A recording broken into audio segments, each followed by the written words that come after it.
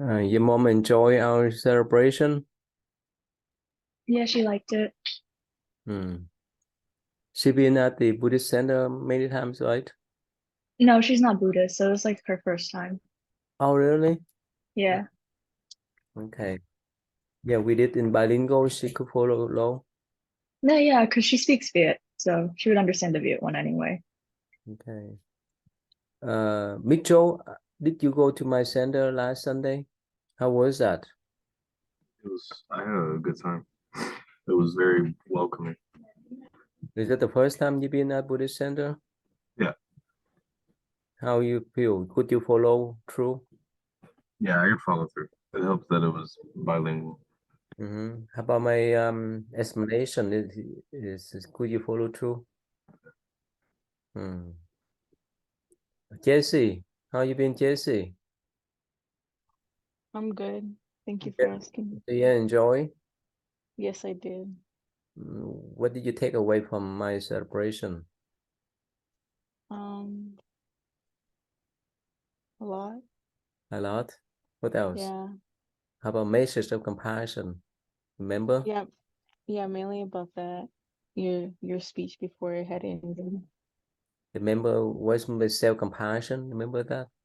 Yeah, I appreciate how you talked about just like moving forward and not like be hard on yourself because you can't change the past. Mm-hmm. Yeah. Oh, okay. So, Aaron, are you there? Were you there, Aaron? Arena, sorry. You remember the three components of self-compassion? Remember I talked about that? Yeah. Can you spell out what are they? I don't remember them specifically, but the main takeaway I got was like to not be so hard on yourself from celebration. Okay. Hmm. So like anh, right? And you were there, right? Anh Nguyễn, are you there, right? So remember the two components of self-compassion.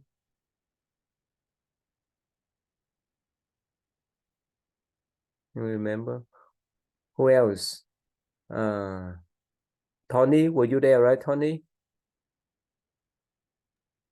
Yeah, Yeah, remember the two components of self-compassion, remember? I do. Huh? I don't know, but I remember the speech, but can't name them if you ask me right now.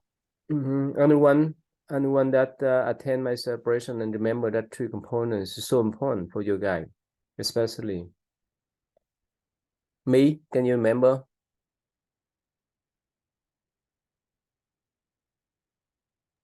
I'm trying to think of it because I remember looking at, I'm trying to remember what I saw in the book as well as you were chanting. But um give me 1 second. I'm thinking about it. Okay. Well, this is for you to apply in their life. Andra, were you there, right, Andra? Yeah, I was there, but I don't remember the three components. But I did have a question. Yeah. After we gave the offerings, we got the little gold, like the little card things. What were those? It's like upper the offering the land, right? The lamb, right? This is let's like the paper flower, right? We have the lamb. That just show our sincerity. We offer the lamb. We offer the light. No, I'm saying after we gave the offering, you gave us like the bead bracelet and then a gold card. What was the card for? Like, what did it say on the back? That's the image of that Bodhisattva, another formation, a transformation, another body, another image of that Bodhisattva. Remember the big one that you can enter the temple, the huge white statue, the standing one, right? That's her too. The sitting and the standing is the same. Make sense? Okay. So you guys could not remember the two components of self-compassion. You should remember, please. This is for you.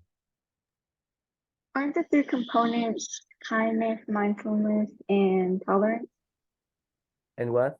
And tolerance? What's the last one? Sorry, I could not hear. Tolerance? Tolerance. You're more Yes. close.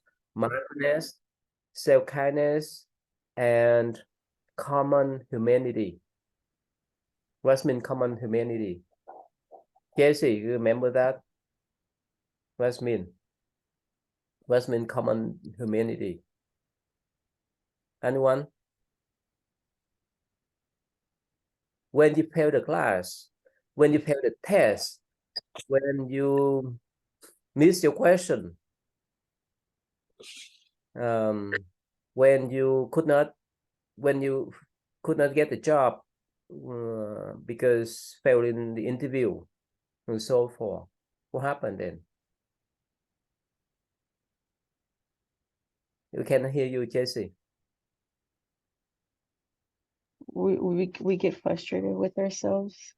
Yeah, but remember, we are human. It's common. Mhm. It's And common for us to miss the question, right? Mhm. Sometimes, after you're done with the test and when you walk out the room and say, oh, I know that question, but somehow I missed that. You see that? It's common. So We're don't not our judge yourself. mistakes. Don't judge yourself. Don't beat yourself. What they call common humanity. We make mistake and move on. Instead of beat yourself, instead of have negative judgment of yourself. Oh, I'm so bad and so forth and so forth. You put yourself down in the unhealthy way. Make sense? So when you have that kind of understanding, that kind of view, your life more at ease. You move on, even you make mistake because we're human. Make sense? So that's what the two components. Be mindful, be self-kindness. That means you have to be kind with yourself. And the last one is recognize you are a common person. You accept your mistake. Make sense now? Right? Okay, please remember these are so important for your life. Let me let's see here. Okay, let me click on the room so that you can go there. Any more questions before we move on? Let's see here.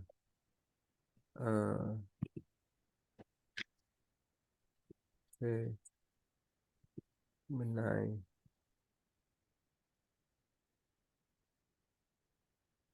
Uh, 11. Okay, so if you this is a lot of number 1, 2, and 3. All right, let me open the room, and if you don't see yourself, that means either the number is more than 2, or you need to change this different. All right, go ahead. If you see your name, please go there. If you don't see your name, let's see here. Okay, let's see here. Number 2.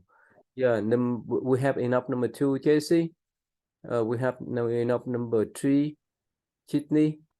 We have enough number 4 and number 11. Let's see here. Yeah, we don't have one number 11. Number 5. Yeah, we have plenty of number 3, number 4, number 5. Let's see here. Yeah. To have, I want to spread out 1, 2, 3, 4, 5. We poor. We still have 6, 7, 8, 9. If you can change. Okay, 11 have 1. Okay. 6. Yeah. Okay. 8. All right. Number 5. Yeah. Million, we have enough number 5. Yeah. Number 8. You have enough for number 8. We have 1 to 5. 1 to 8. Oh, we have enough. Number 7. We have. Okay. Tell me number 10. Sorry, Tony. Let's see him. What's the number, Tony? Oh, I 10. I thought there wasn't space, so I was about to change it. Yeah, we have enough for number 10. Can you change to this one? I'll do number 10. I'll try to. Oh, wait, yeah, I'll change. My bad. Sorry. I'm so tired. Yeah. Sarah, we have enough for number 4. Okay, 11. Oh, what's open?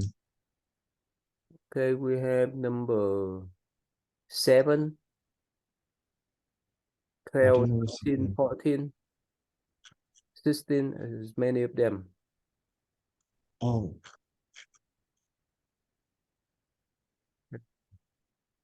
Oh, 13. Mhm. Britain, we have enough for number 11. Sarah, can you change different number, please? Tony, Okay. I my number before class. what's that? I had my number before class, but I'll change. Yeah. So we have number 7, 7, 8, 7, 8, 9. Okay. Britain, we have enough for number 11, please. Change I mean, when I looked, I was the only number 11, but I'm trying to open the questions so I can pick one. Okay. It's reading response 11, right? That's the questions. Yeah.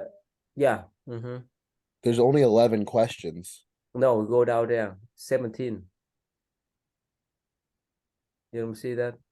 Total. No, I'm Sorry. Yeah, go down, move down further. Sorry. You need to move down further. This big gap, the big gap there. I saw. I move down further. okay. Which ones are open then? I swear I was the only number 11. Oh yeah, I forgot. There's the big gap there. You need to move down. You have Right, 7. I'm looking at them. Which ones are open? Because when I looked, I was the only number 11. Oh really? I looked at the whole Okay. grid and I was the only one I saw. Okay. Let's see here. What's the question about? Yeah, it's pretty easy question. Can you see number 12 and so far on the bottom? Yep. Mm-hmm. You can pick any number of them then.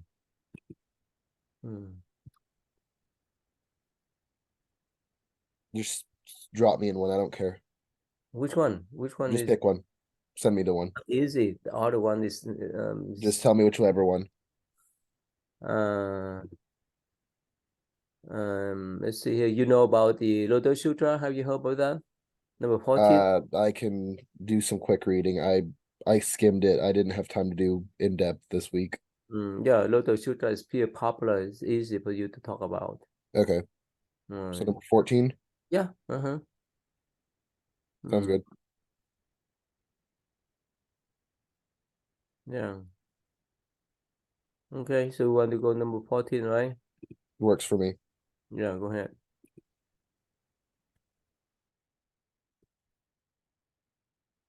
Andrew Belt. Oh, that's nice. Yeah, it was pretty cool. It was smaller, but this one at your center was way bigger. But yeah, In Houston? yeah, the one I went to on Sunday. No, I mean that the one that you came to their house. They live in Houston? Oh no, they live in Spain. Where? In Spain, in Europe. Oh, so you have family over there or just visit? Yeah, I have some family over there, but they weren't my family. I was just living with them, like teaching their kids some English. Oh, I see. Yeah. But yeah, I heard that they were like Buddhist, so it's pretty cool. Yeah, there's many Buddhist center, especially in Europe. Yeah. I have a question actually. Yeah. So I was there. I was there. I signed the thing and everything. I only took one picture, and I'm not in it. It's just a picture of the front with the Buddha in the front. Yeah, I'm sorry to remind you guys. You need to take the selfie. Yeah, I'm sorry to remind you guys. Yeah. Okay. Yeah, so you so that you can include in your field trip report. Anyone, if you missed your selfie over there? Yeah, I we were supposed to take a missed it. selfie? Yeah, I was going to take a selfie. I was walking to the front and then you called me to sign the paper and I completely forgot. Yeah, I forgot to remind you guys. Can we Yeah. just Photoshop our face in this like a picture or something? Yeah, I can't go back to the temple. Well, yeah, I forgot to remind you guys because that's I one. took a selfie at the back of the center. I don't know if that counts. Okay. Can I talk to you Does- after class, sir? What's that? Is it Can a I big talk to you after pointed class? tug? Okay, you can talk to me after class, right? Will you Can we take go back to the points off? center on Sunday to take a picture? Yeah, if you came to our center last Sunday, you're supposed to take a picture, say But selfie. I know, but can we take it, like, can we go back to the center this Sunday and take it? Were you there, Victoria? Were you there? Mhm. Or you were there? I just forgot to take a picture. Okay. And I didn't know we had to sign a paper. Yeah, you're supposed to sign the paper. But I recognize most of you who have not signed the paper when you were there. Only you, Victoria, right? The rest, I think I recognize you guys. Yeah. Professor, Yes. what about the picture we took together? Does that count? Yeah, that count. Yeah, because I pull you guys up, right? That count, no problem. With your parents, right? They enjoy. Yeah, they did. It was nice. So you got Hispanic, right?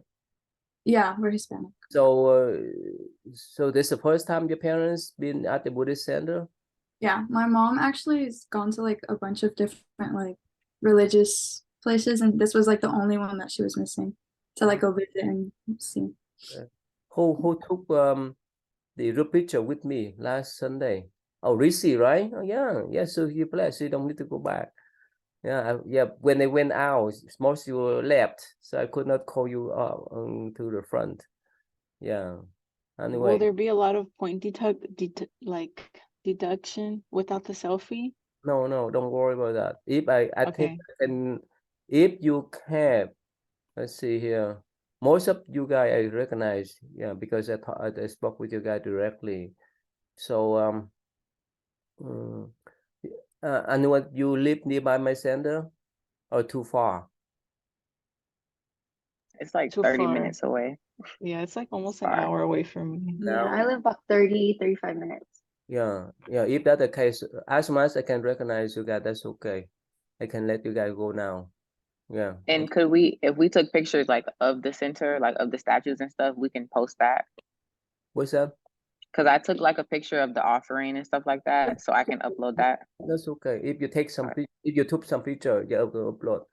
But since I spoke with some of you guys, I recognize you guys' face, so that's okay. Right? I know, I understandable. But usually when they have the that kind of separation, I remind the student to take a selfie. But this time somehow I couldn't remember. Anyway, so let's move on then. Okay. So Rishi, your dad is Hindu, right? Yeah, we're all Hindu, like in my family. So he enjoys. It's not much strength for him, right? Since he Hindu, right?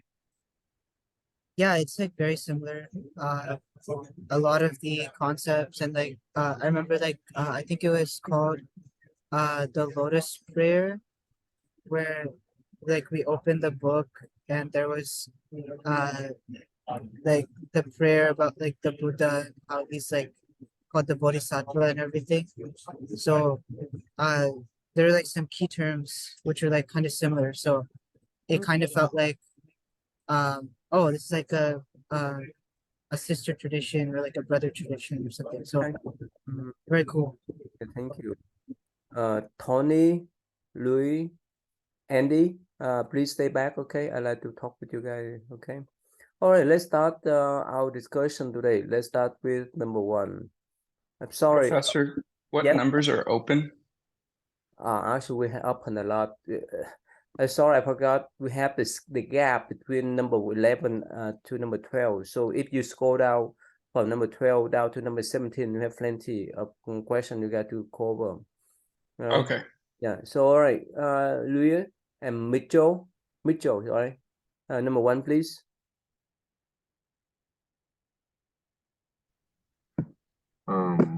Our question was, what's that? Describe the theoretical and practical aspects of the Buddhahood concept in Mahayana tradition.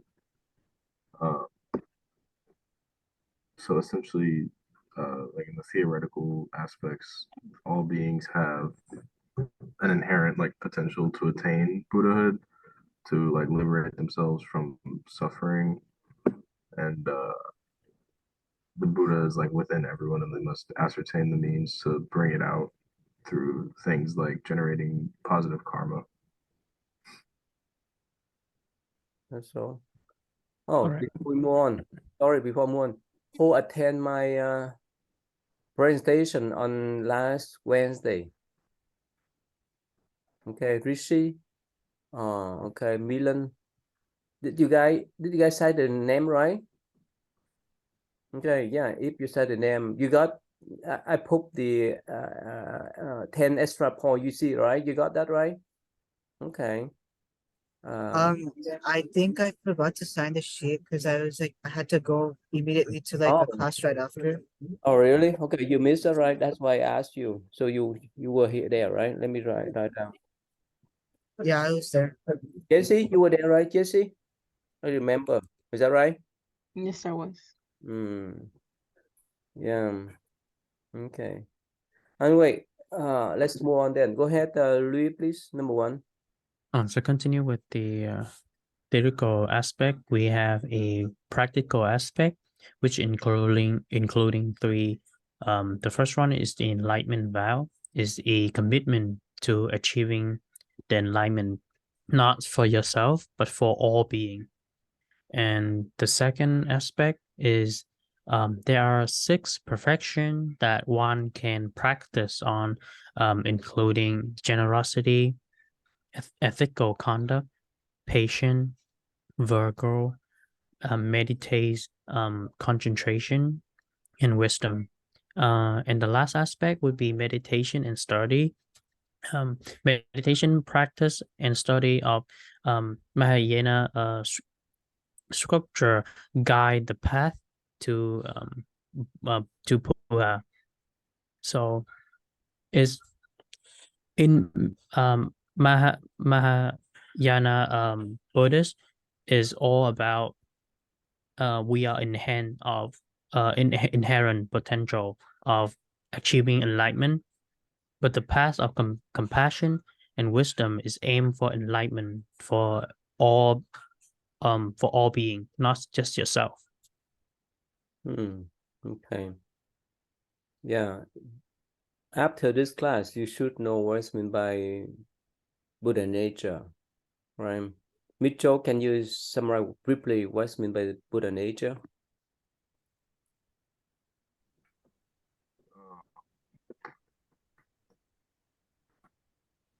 I think it's just like the all-encompassing things of like attaining Buddhahood in terms of like, you know, the spiritual side of things and how you're supposed to think, and like thinking for your own self and finding compassion towards everyone and generating good karma.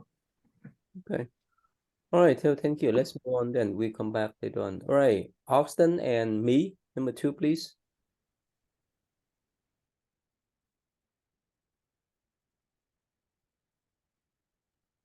Okay, so our question is describe the Buddha's miracles. But before I answer my question, I just wanted to ask, is this referring to like the miracles that happened in Buddha's life and during his enlightenment and stuff like that? Okay. Yeah, those happened during his lifetime. Okay, so some of the major miracles were his birth, his enlightenment at the Bodh Gaya, his first sermon, and his death. And there are other miracles such as the multiplication at, I don't know how to say that word, Shravasti, the taming of the elephant, the gift of honey from the monkey, and his Buddha's descent from heaven. Those are like some of the miracles and Austin can explain further. And what do you think about those miracles? Is that real one or just the legend, or what? What do you think? Can you ask the question again? My question is that what do you think about those miracles?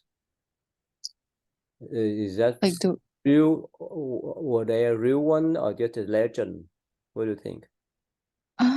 That's a pretty hard question to answer, but as a Buddhist, I would say it might have actually happened for history to be there and for people to record it, or like, you know, but there are certain aspects where I think it's not true. Okay, yeah, because it's more than 2,600 years ago, so we don't our modern time is different from the context of those time, right? Yeah, go ahead, Austin, right?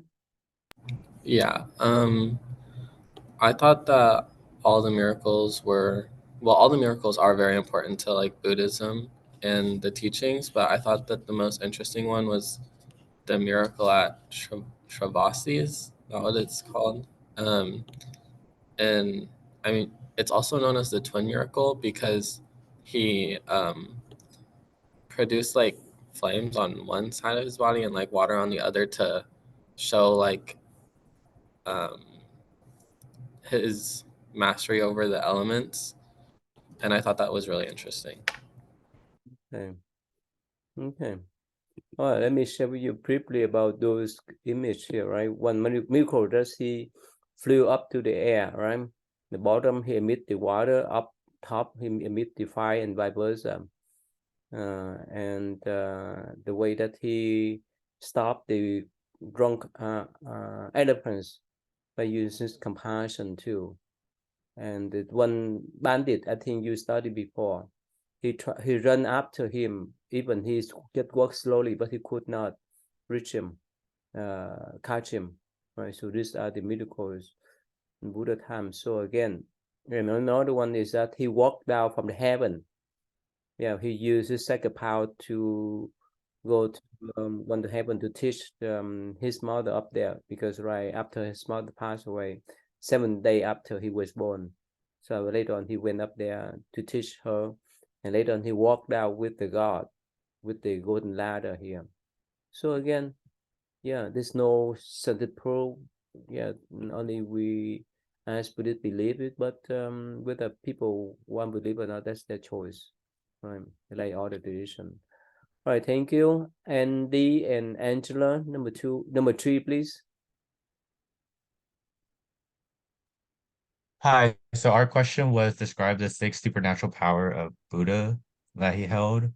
The first one was the power of transformation, which gave him like magical power to give him like flight and walk on water, to turn invisible, to move quicker. And then he also had celestial hearing, which allowed him to like hear like near and far away, and the power to discerning the minds of other, which gave him like empathy, and like he made people feel a different way.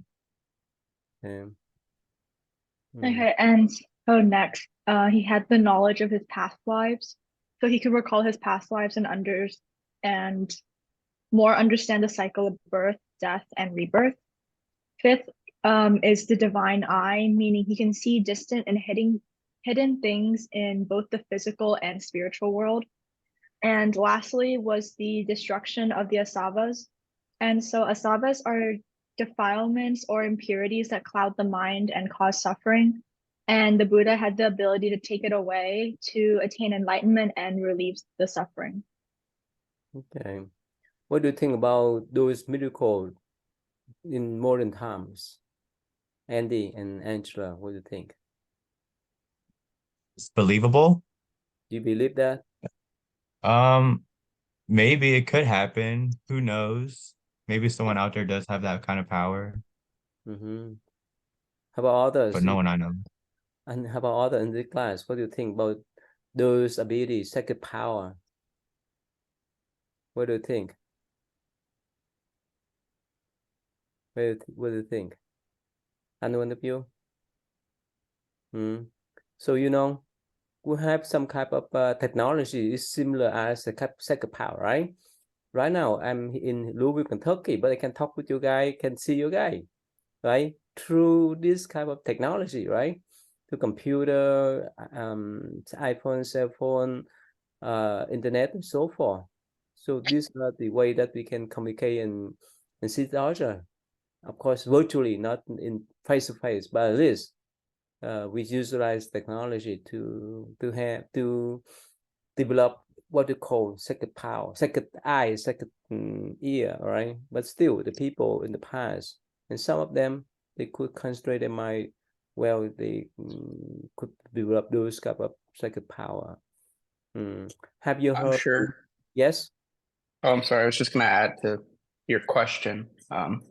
If it's possible, I think what's like, obviously people that have a religious mindset, they'll think back to anything with like Jesus, or Jewish people or Muslims, they'll think back to miracles happening. So it's not out of the possibility for their belief, but if you're trying to appeal more to like scientists or maybe atheists, I think that there's a way to build technology that can catch brain waves. Like they're able to read the brain. I wouldn't put it out of the way for them to eventually come up with a way to read minds, to be considered psychic in a way, you know? Yeah, definitely, it's happened in every traditions, but of course, some of them, they have some special skill. That's beyond our human ability, right? All right, so thank you. Number 4, please. Arena, and Sydney, please. So our question was, describe the Buddha's omniscient mind. And basically the definition of an omniscient mind is having complete or unlimited knowledge or awareness, understanding, or perceiving of all things. And some of the key points are perfect wisdom, no limitations, timelessness, compassion, transcendence, and universal beneficence. With perfect wisdom, the Buddha's omniscience is often associated with having perfect wisdom or prajna, and this wisdom extends to all aspects of existence, from the most mundane to the most profound. And within transcendence, the Buddha's omniscience represents their transcendence beyond ordinary human limitations, and it's a result from the enlightenment they achieve from the Bodhi tree. Within universal beneficence, the Buddha's omniscient mind is not for the benefit alone, but is aimed at the welfare and enlightenment of all sentient beings, and they're seen as ultimate spiritual guide. Okay, thank you. Okay, so the Buddha's omniscient mind also has like limitless compassion. So like it's believed that his mind is filled with boundless compassion and wisdom, which enables like the Buddha to guide and teach like beings effectively and understanding their suffering and the appropriate means to alleviate it. And also it's also known to be effortless and natural. So like it like naturally possesses without like any effort. And also guidance and teaching. The Buddha uses their omniscience to guide and teach sentient beings, helping them overcome suffering and attain enlightenment themselves. This guidance is seen as an expression of compassion and skillful means. Okay. So what do you think about those type of omniscient mind qualities of the Buddha? What do you think? I feel like they're necessary for all beings to like follow those like ideologies and trying to like attain that type of wisdom that Buddha had and like follow in his teachings. Okay. Have you guys know about or have you ever watched any documentaries or movie about the second detector? You heard about that? No. I haven't. Right here, let me share with you here. This is some right here. Second half finding a missing girl. Second half saw born children 40-year-old and so forth here. 40-year-old cold case. So again, in life, right, we have some people who have those kind of special skill, right? Not everyone, but it's still rare. But still, they have that type of special skill to see through the mind or to recognize some kind of invisible beings who feel that you have that type of special skill, or you feel there's some invisible beings that you have seen, that you have met, that you have some kind of communication or interact before. Anyone of you? Yeah. It's special, right? It's not easy, but it's still sometimes it be scary too, right? All right, so thank you. Number 5, Victoria and Zara, please. So for our question is describe the Mahayana ideals and practical applications of generosity. So what I found is that one should give Dhamma without consideration of wealth, honor, praise, fame, and that one should give the generosity of Dharma to others to eliminate pain and suffering, as well to obtain enlightenment. And this is the third stage of the generosity in the practice of Mahayana Buddhism.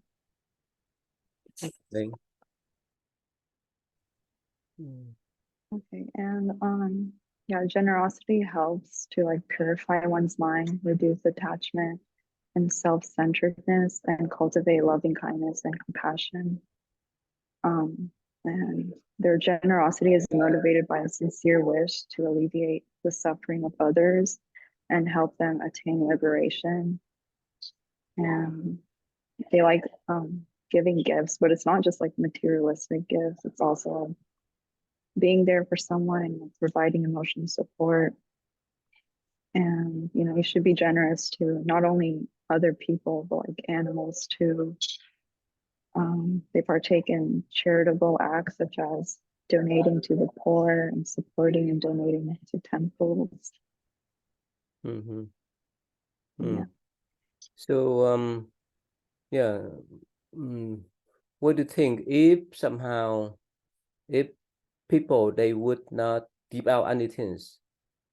Imagine we live in the world, in the society and community that no one want to share with anything else, with any item, anything. What do you think about living that kind of environment? What do you think? If no one want to share anything, whether they are your parents, and of course, I'm just ask to have this kind of assumption, not the real one, okay? So just imagine that you live in a family, a community or society that no one want to share, whether your friends, your buddy or whoever. What do you feel about that type of environment? I mean, if you look at a lot of like gang places with high gang activity, a lot of that's rooted from a lot of ego, a lot of selfishness. And this is not just, you know, limited to one area, but a lot of it is based on selfishness. They want more and they want others to have less so that they can have more. Yeah. And that could be a lot for a lot of billionaires as well. So and again, no one want to live in that type of environment, right? Whether at home, it makes it that's terrible, right? But of course, it makes it harder. Yeah, but of course, every tradition encourages us to be generous, right? To step out our shell. I remember that during the Harvey, right? You guys in Houston and during Harvey, remember? Right? So terrible, but most of the community came together to rescue each other. And I remember the horrible story, but the great story that the 5 or 6 men, they jumped out. They used their boat and jumped out to rescue people, but they were rescue, right? They were shot by the electricity current and they died. You guys know about that? You guys know about that during the Harvey? Who were in Houston during Harvey? Yeah, most of you, right? Most of you recognize. Who were not doing in Houston? Oh, okay. You will not know, right? So, but this is news them. Yeah, we came together. We came and help each other. Many people, they're so generous. They didn't know each other well, but when disaster came, they step out their shell to help each other. So that's why we still survive. That's why we talk about compassion. We care for each other, right? In order to live in this type of society, a community, we need that kind of society, that type of share, that type of generosity. All right, so thank you. Jesse, number 4, Jesse and Rishi, please. So our question was describe generally the Manhaya's regulations for the clergy and the laity. So I don't know if I'm saying it right, the Manhaya, it's also known as the great vehicle, which is it was shaped through it was after Buddha's death, and the monks who devote their lives solely to the pursuit of nirvana for themselves are referred as listeners, because they only pursue the letter or the words of the Buddha rather than the spirit of what they have been taught. And these individuals are actually criticized for self-centeredness and ignoring the suffering of others in their withdrawal from the world, which also means that they can only be, I don't know if I'm saying it right, the illusory of liberation.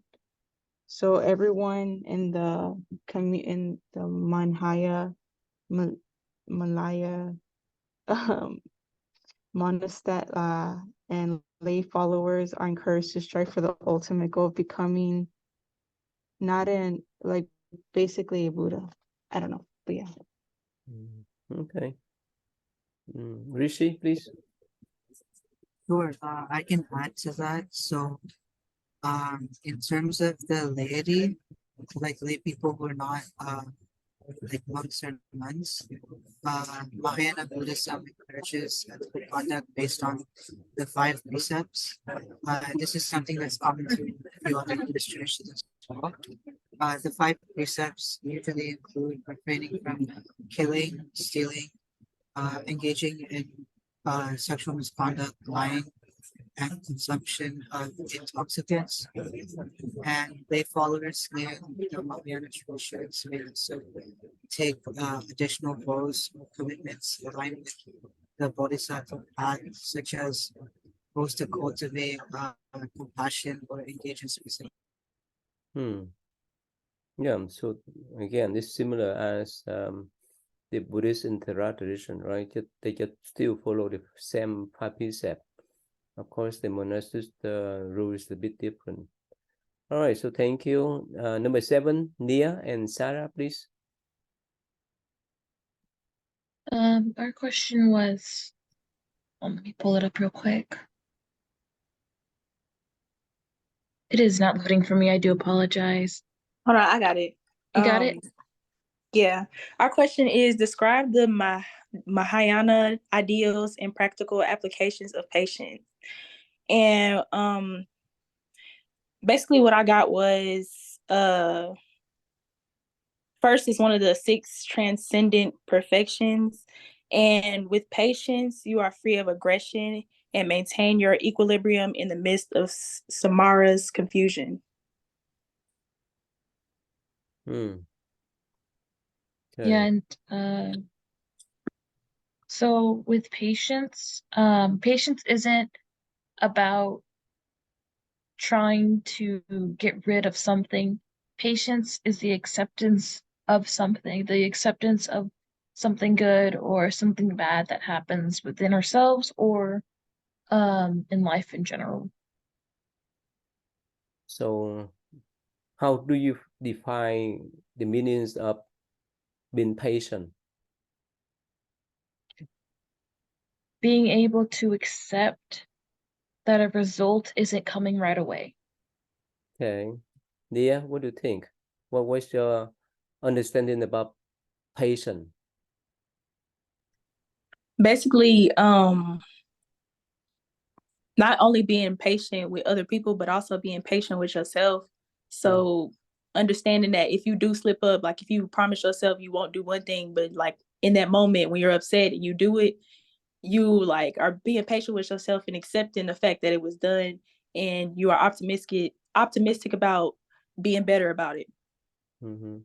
Again, patience, right, is so universal, right? In every tradition, and even in our daily life, in every moment of our life, like you go to school, right? You have to be patient with your studying. While you study for tests, math tests, English, and so forth, you have the patience to sit there in the library, in the dorm, or some place else, somewhere else, hours and hours to memorize, to do your homework, and so forth, right? That requires a lot of patience, right? It's not overnight. You would not get your diploma overnight. It takes at least 4 years, right? Or some who going to medical school here? Anyone of you? Medical school? Oh, okay. Me, right? How many years you think that you will finish up your doctor degree, become a doctor? Well, it's not medical school, but I'm going to PA school. So after I get my bachelor's, I will have to go to a PA school for 2.5 years.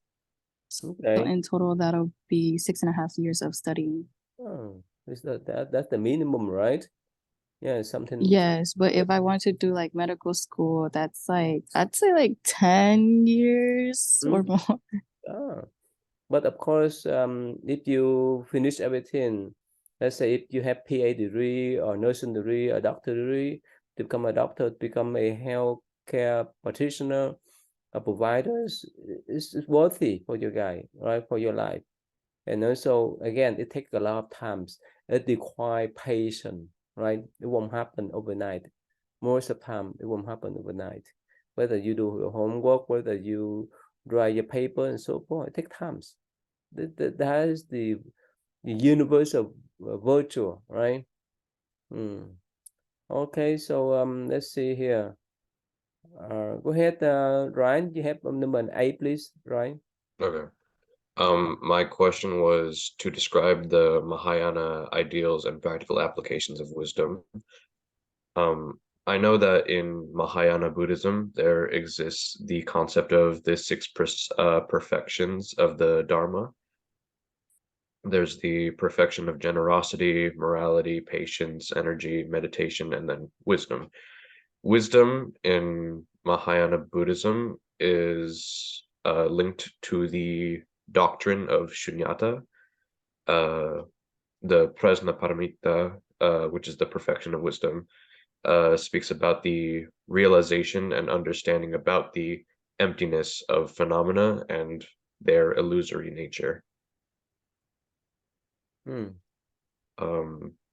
I don't fully understand Shunyata, but like the way I understand it is it's like a voidness, which like implies something that which does not obstruct other things, like all things are connected and don't really come into like obstruction of one another. They're meant to coexist with each other. From time to time in the past, some of my students, they wrote the paper, did the presentation about what called Suntanya, that's mean emptiness. The idea of emptiness is not easy to understand. The emptiness doesn't mean that nothingness. Doesn't mean that nihilation. The emptiness means we are so interconnected. There's no real self at all. Empty up the attachment to the self. What does it mean about, right? And why is constant Buddhist wisdom? Why is that? Because if you can, because it assists in coming to terms with like Buddha's teachings, and like it can help like to me with coming to terms with other doctrines like non-attachment, because if you know all things don't really have like that intrinsic like nature within itself and like that phenomena, you don't have to be attached to other things so deeply. So one of the common question is that what is different between a wise person and a smart person, an intelligent person? What's the difference between them?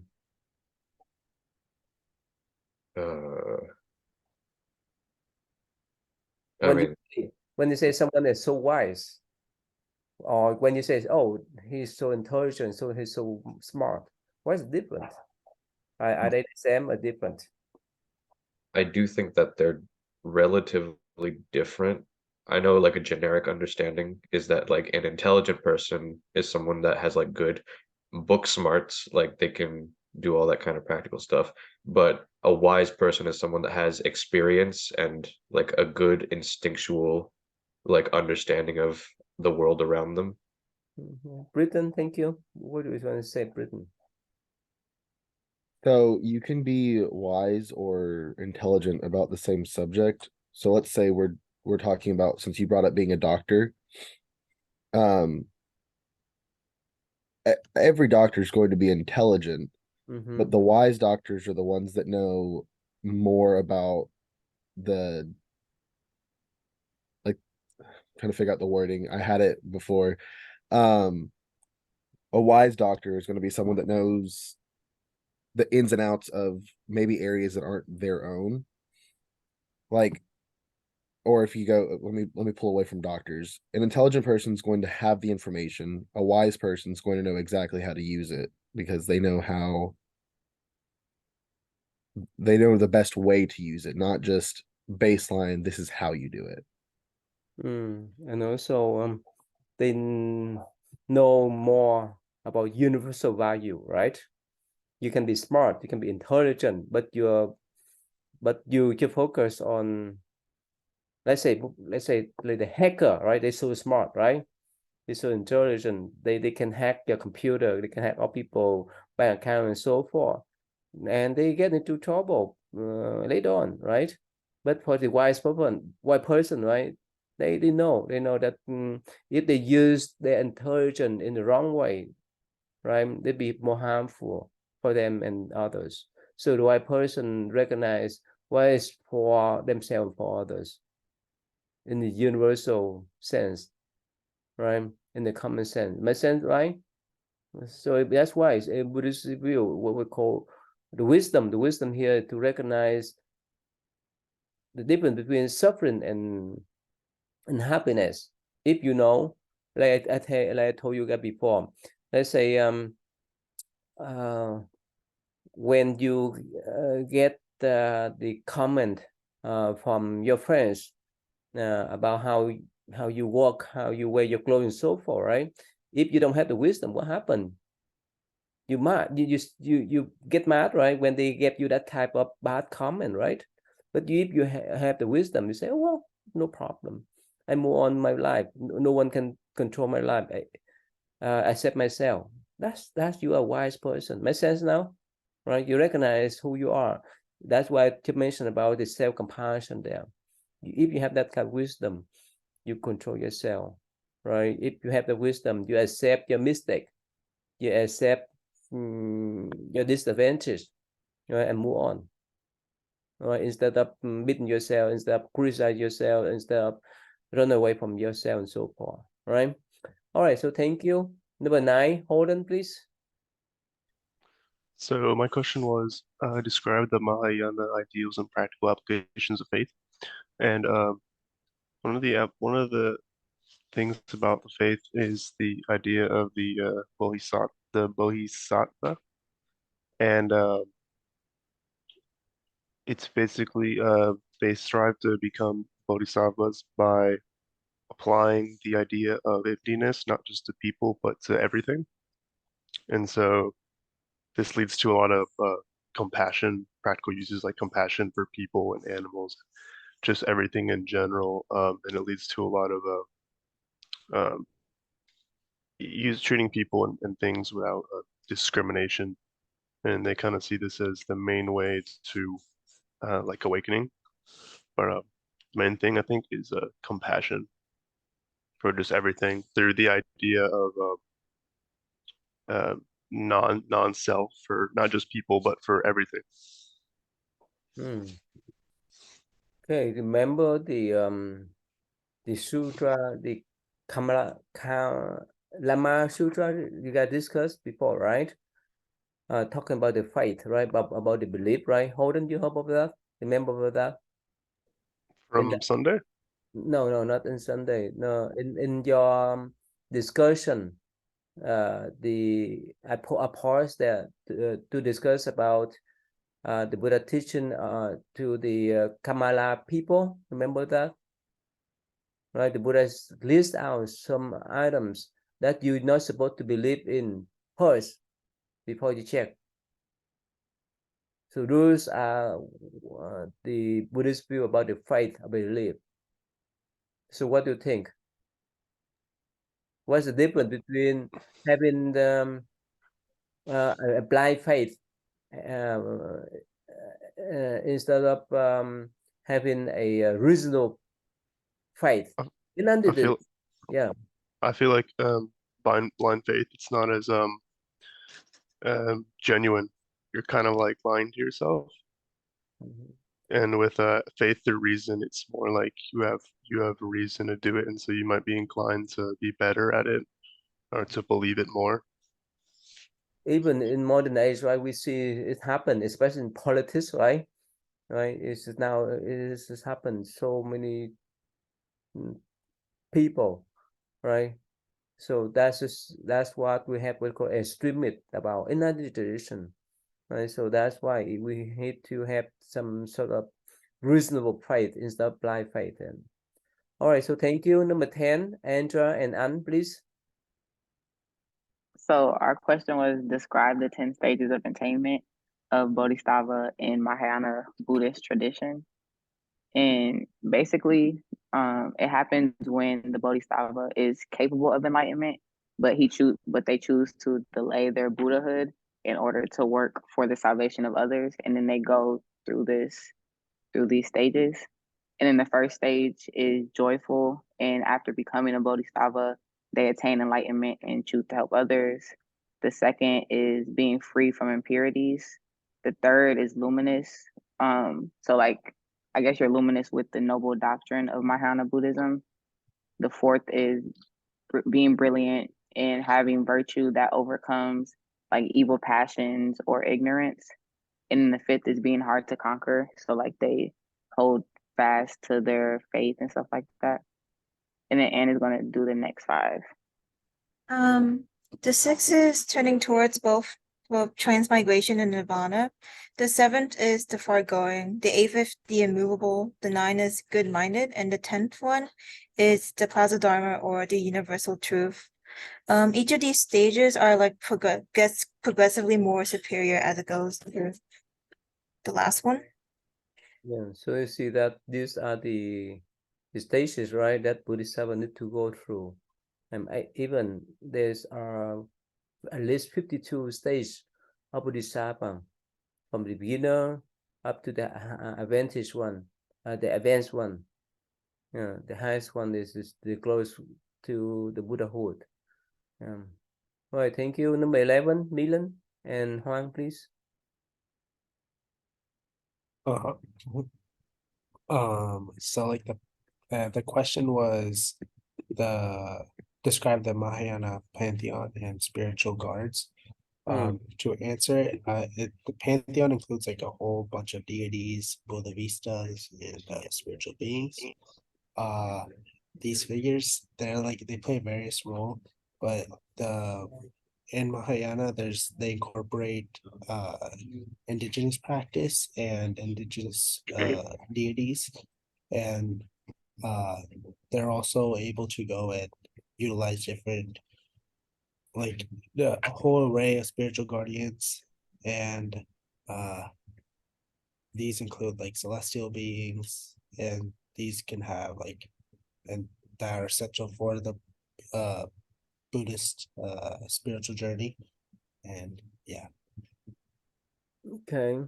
So the Mahayana Buddhist tradition features a diverse and expansive pantheon of deities and spiritual guardians, and these beings, like he said, play a various role in the Buddhist cosmology, and they often be revered and called upon for guidance and protection and blessings. So yeah. Can you spell one of them? Celestial beings, Dharma protectors, I think, all of them. Yeah. So I mean that can you spell one particular of them? Spell them? No, get you know their names, one of them. You know their names?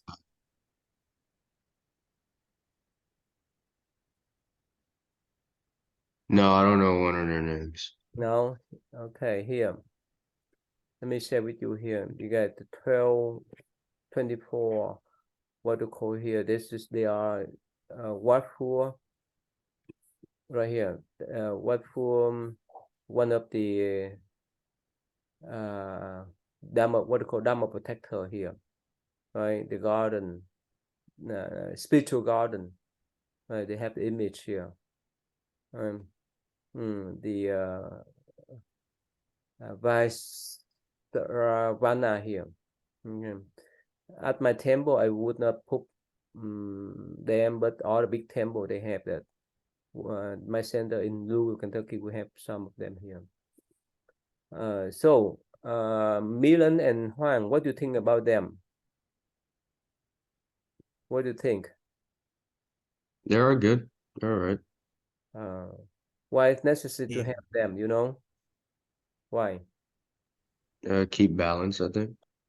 And also in the spiritual realm, right? Like they are the spiritual gardens. Like we have policemen, right? That patrol around our house, our communities, right? They are like a security guard. All right, Tony, number 13, please. Okay, for number 13, I am loading the question. I'll just You my skipped number question 12. was- Oh, number 12. I don't see it. Okay. Who number 12? Me. Oh, sorry, Ian. Go ahead. Sorry, go ahead. Yeah. It's okay. Yeah, so mine is going over the perfection of the Wisdom Sutra. And there are a few different sections in that, and like one is called the Shunyata, which is focusing on emptiness. So a lot of times we can have preconceived notions of our understanding of the things around us and consciousness and things like that. This one teaches that all things lack like an inherent existence. The focus on emptiness, it challenges us of our ordinary understanding of the world, and it forces us to see things with a new set of eyes.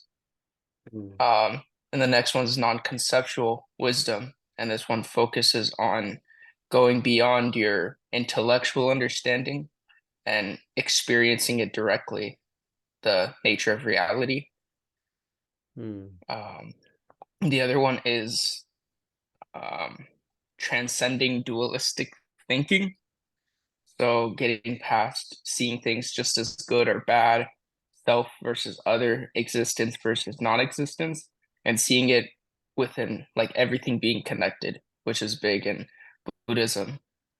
Seeing things as being one, but having different functions, all guiding towards the same and helping to elevate one towards enlightenment. Which one you think is more applicable, more practical? For me personally, I like the emptiness, and it makes me think of I'm sure you know, but Bruce Lee, his mindset of be like water, not conforming to any one thing, but being able to bend with whatever you're presented with. Wow. Seeing things in such a new way. So you know Kung Fu? I've been learning a little bit of Jeet Kune Do. Oh, really? Okay. How about the transcending the duality? Let's go beyond duality. Is that practical? I think so. Again, with our understanding of things, we're gonna say things are bad and things are good. But for those that have obtained a lot of spiritual wisdom, I don't know if I'm there yet. I can understand it, but I don't know if I'll believe it yet. I think if you see something as being bad, we could say a storm, you could say maybe an infirmity, like a disease. Sometimes that can end up being good and it can help transform you. Yeah. A bad thing can end up doing a good thing, and that happens a lot. Any one of you work for government here? No. Okay. Later on, when you apply for government job, right? Their first policy is what? Non-discrimination, right? You're not supposed to discriminate people based on their race, based on their color, and so forth and so forth. Those are what you call the duality then, right? Non-duality then, right? If we discriminate people based upon the forms, we would not work with them easily. Make sense? So in a sense, that's the wisdom there. All right, so thank you. Tony, number 13, please. For my question, I got described briefly the meanings and principles of the Heart Sutra. The Heart Sutra, focuses on the perfection of the concept of perfection of wisdom. This sutra also revolves around the teachings of emptiness or shunyata. So for emptiness, the sutra, I'm so sorry, I was dying. Emphasizes the idea that all phenomena lack inherent or independent existence. And it asserts that everything is independent and lacks inherent self-nature. It also talks about interconnectedness. It highlights how the interconnecting nature of all things. Nothing exists in isolation, everything is connected. And it also talks about compassion, and it highlights the importance of compassion and wisdom in order to importance of compassion and wisdom in the path to enlightenment. Okay. Who plan to be politician in the future? Any one of you here? No. Oh, okay. All right. Who plan to go to military to serve? Any one of you? No. Okay. The reason why I ask is, yes, if you're a politician, right? If you serve in the Navy, I mean, so forth, you have to have this type of understanding, because when you understand others, actually you understand them yourself and understand others, you would not harm others, because we are so interdependent. Whenever we have any type of war, fighting, conflict, and so forth, and when it's suffering, both parties are suffering, right? So that's when Buddhist view, as much as we know we are so interdependent with each other, we're not supposed to create any kind of conflict or problem or fighting with each other, because when we harm others, we harm ourselves in the end, right? So that's the whole idea there. All right, thank you. You the last one, Britton, number 14, please. So number 14 was describe briefly the meanings and principles of chapter 3 parable in the Lotus Sutra.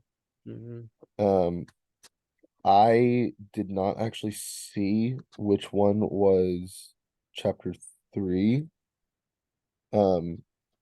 But the Lotus Sutra itself is long scripture. It's got 28 chapters.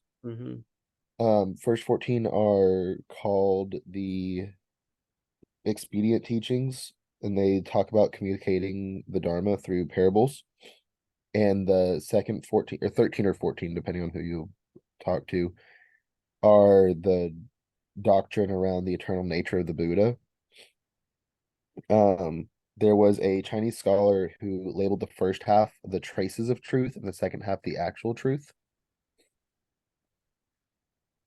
What's the chapter is about? Can you summarize? The chapter about What's just about? the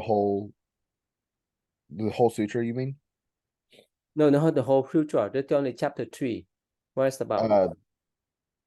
I didn't see which one was chapter 3 in the book. Oh, you don't. Okay. There was a parable about if you're talking about the father with his son.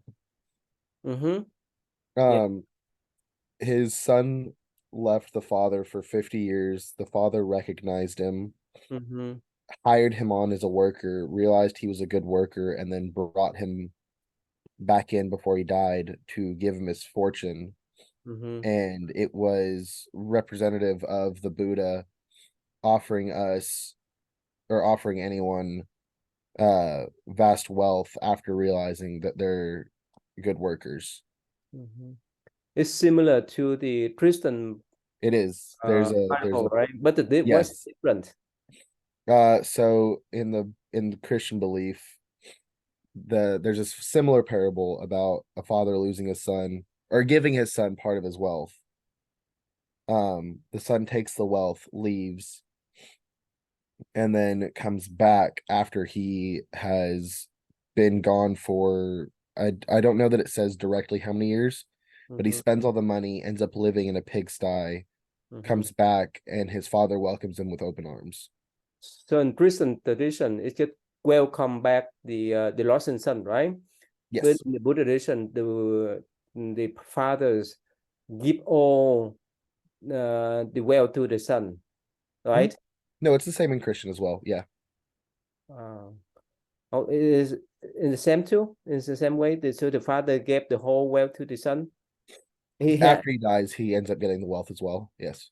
But the wealthy father has 2 sons, right? Yes, he does. So he remind other son that you need to welcome your brother back, right? Instead of being jealous. But in Buddhist tradition, there's no second son. But he gave all, the father gave all the wealth to the son. Anyway, so that's the same message, right? The similar message that whoever come to the tradition, they would get benefit from the Buddha teaching, especially in Buddhist view, and especially in the Mahayana Buddhist view, everyone can be Buddha because everyone has Buddha nature. So as much as we follow the Buddha teaching, eventually become Buddha in one day, probably in million years from now, but still that's the basic teaching of Mahayana Sutra. All right, so that's all for me to have this session today. And let's see here, Tony, right?